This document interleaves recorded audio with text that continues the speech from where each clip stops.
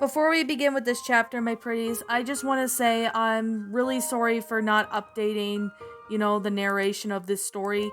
Somewhere, I guess maybe sometime in April of, almost a year ago, I lost interest in reading the story. I don't even know why, but I kind of lost interest in the story for whatever reason. So, yeah, I just want to make that a little bit of like a little announcement to why I kind of quit narrating this story a bit, but narrated by me. So, yeah. Anyways, I'm going to continue on finishing up this story. A couple of days went by since Brooklyn was harassed by bullies. She was slowly recovering from the events that took place, so she was kept home from school for a few days, which meant for her to spend the time with her father and Aunt Muriel. But she didn't get to see Red, Gretel, and the rest of the friends, she and Diablo considered them family. Gretel was asleep on the couch in the living room, and it was around almost noon. Ben walked in with Red and could see that Gretel was asleep. They watched the sheriff sleeping peacefully. "You want to wake her?" Red asked. "No, we shouldn't wake her up," Ben said. "I did that a few times, and she could get very grouchy over that." "How do you know?" Red asked Ben. "Hansel told me about the things that I shouldn't do around Gretel, and I did get her pissed off a few times," Ben explained. Gretel was in her hometown in Augsburg, and she was dreaming about the events before the Blood Moon took place. She, along with Hansel, had saved Mina from Beringer and his men from burning her. Beringer was an asshole for not trusting Gretel nor Hansel since they started hunting witches. And this was a dream Gretel was having. "You better listen!" Beringer yelled at the mayor. "I'm not gonna have this bitch or her scoundrel little brother coming into my telling me what to do." Beringer groaned as Gretel headbutted the sheriff's face, making his nose bleed in the process. Gretel opened her eyes and saw Red and Ben, sitting not far from the couch on comfy chairs. They had wondered why Gretel was asleep for a while. She had been up most of the nights and almost sleeps till the afternoon. "Gretel, I can see you're awake," Ben said, as Gretel sat up on the couch and then looked at Red.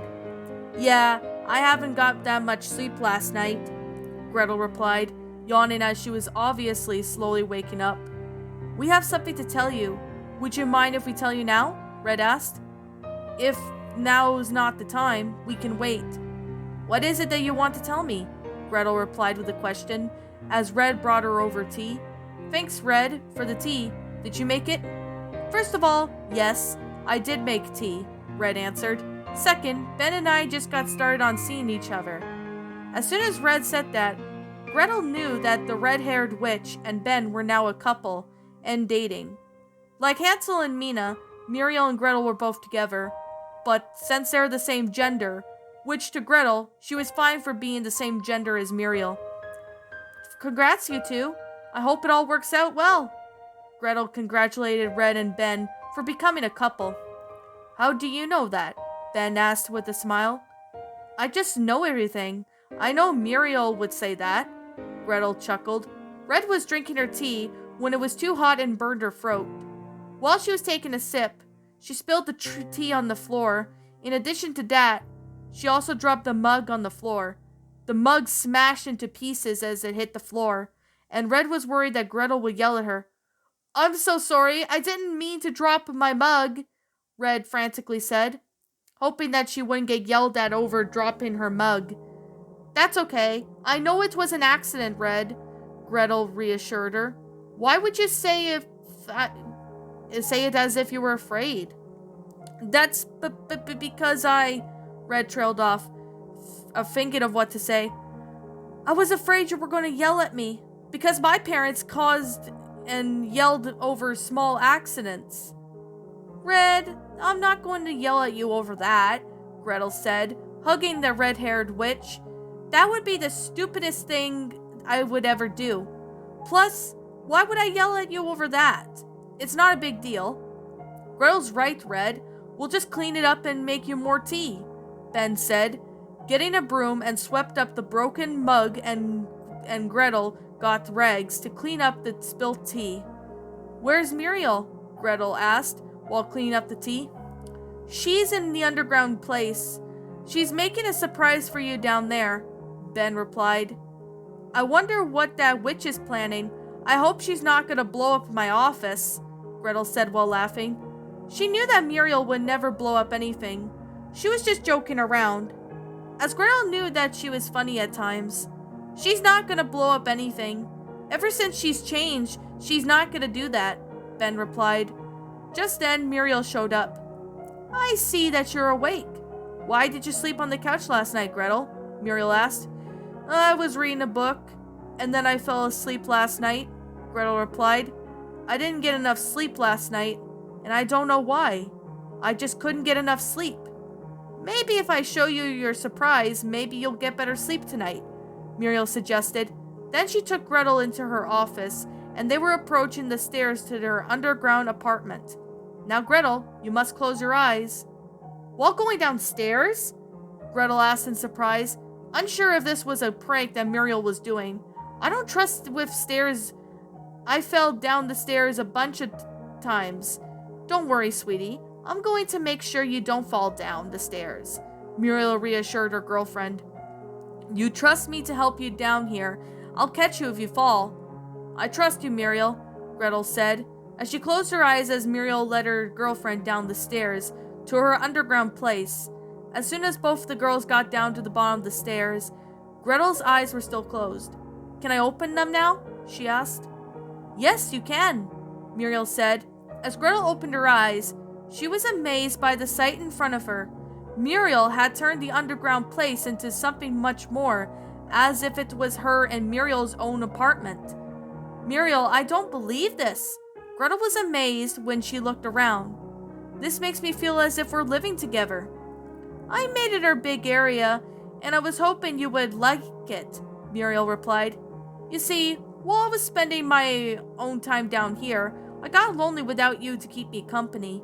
But seeing as we're a couple for a long time, I decided we would try sharing this together. Like sharing your underground apartment, like a place? Gretel asked. Yeah, I thought we could give it a shot, Muriel replied. That's if you're okay with this, and if it works out. I think we can make this work. I like the idea, Muriel. Gretel walked around the underground room. It was huge, yes, but it was like a big bedroom. In fact, Muriel had turned the basement apartment into one. This room is big enough for the both of us, and we could use your old room as a guest bedroom, Muriel said. That could work. I think this will work, Gretel replied. Or at least this room is being shared with someone I know, and not some stranger. Hey, Muriel said playfully. I am no stranger to you, am I? Of course not, Muriel. I trust you. Gretel chuckled as she pecked a kiss on Muriel's cheek. Muriel then noticed that Gretel hadn't been sleeping much. She could tell due to Gretel's voice sounding dead inside. Are you okay, Gretel? Muriel asked her. You look as if you hadn't slept in a few days. What's going on with you, girl? Well, Muriel, I just haven't been sleeping much for the past few nights. And I don't know why. I've not just been tired, Gretel explained. Well, if you need to talk to me, Gretel, I'm here, Muriel said. As the day went on, Red and Ben got out of their first date, while Muriel and Gretel had their date together. Since Muriel and Gretel were both sharing a bedroom now, it was Gretel's first time sharing a bed with Muriel. Although there wasn't anything going on, as the girls were sleeping peacefully in their king-sized bed, Gretel was tossing and turning in her sleep. Something was definitely wrong.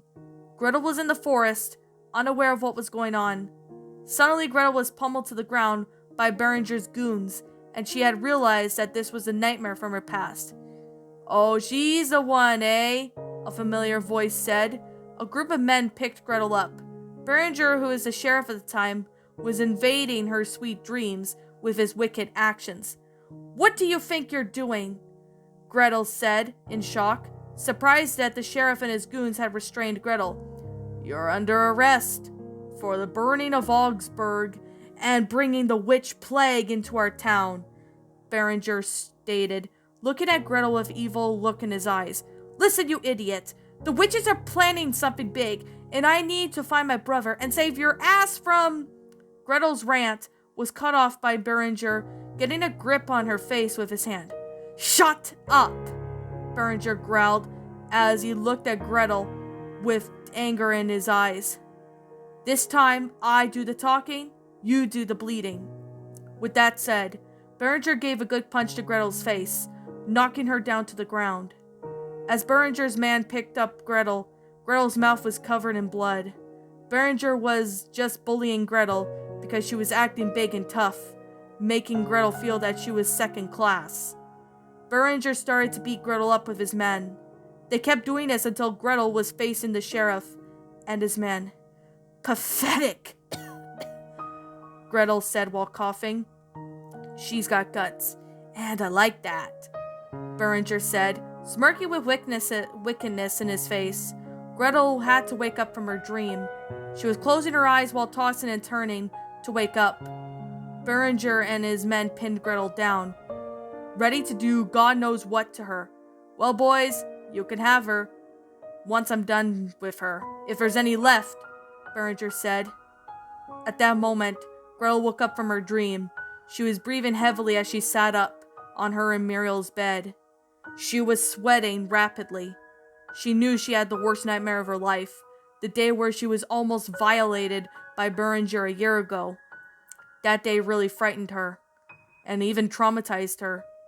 Gretel began to let tears roll down her face. All of her emotions were bottled up inside of her from her nightmares of Berenger for the last few nights. She needed to have a good cry. Muriel opened her eyes and rolled onto her back. She could hear Gretel's breathing heavily, followed by her sobbing quietly. Muriel looked over at Gretel, confused as to what's wrong. "Gretel, why are you up? It's free in the..." Before Muriel could finish her sentence, she paused and looked at Gretel with concern. Gretel's face was drenched in sweat, and her eyes were red from crying. Muriel could tell that Gretel was upset. But what was wrong? "What's wrong, Gretel?" As soon as Muriel asked Gretel, the sheriff burst into tears while hugging her ex-enemy. Muriel's heart fell into darkness. She was now worried about Gretel. She hugged Gretel and rubbed her back. Gretel cried in Muriel's arms for a few minutes before looking at her girlfriend. "Gretel," Muriel said softly. She brushed gently to calm her girlfriend down. Gretel then took some deep breaths to calm herself down. Once she did that, she looked at Muriel. "Shh, Gretel, tell me, what's wrong?" "It's about what happened the day before the blood moon, and I was being held hostage by Berenger," Gretel began, choking on a few sobs. "Berenger started to beat me up, and then he and his man tried to attack me. Even worse than I even imagined. It was from the past before I started dating you." Gretel broke down into tears again. Muriel held her head up high to face her. "Hey, that was just a nightmare you had. Ever since Edward killed Berenger and his men, you've been safe since then," Muriel replied, comforting the witch hunter. "You know I won't let anyone hurt you, and you mean everything to me, Gretel. I will protect you, even if it means putting my life at risk." Gretel smiled softly at Muriel. She couldn't bear any tears from escaping her eyes. As Muriel noticed more tears falling from Gretel's face, her thumbs gently wiped them off her face. "I wouldn't even dare hurt you or anyone harm you. I'd kill them if they lay a hand on you," Muriel said, calming Gretel down from her sobbing so much after her nightmare. "I'm glad you're not going to hurt me when you did evil things in the past," Gretel replied, calming herself down from crying. "I knew you could be a better person. It was bizarre, but I have never expected that outcome from anyone redeeming themselves. I will have to admit, it was hard at first, but I changed for the better," Muriel said. "I'm your girlfriend that you love, and you trust me as I trust you. We'll go back to sleep, but only this time, I'll hold you close so that way you won't have any more nightmares tonight." "Thanks, Muriel. You know how to make me feel better," Gretel replied, as the girls both fell back to sleep together. Since then, Gretel had no more nightmares for the remainder of the night.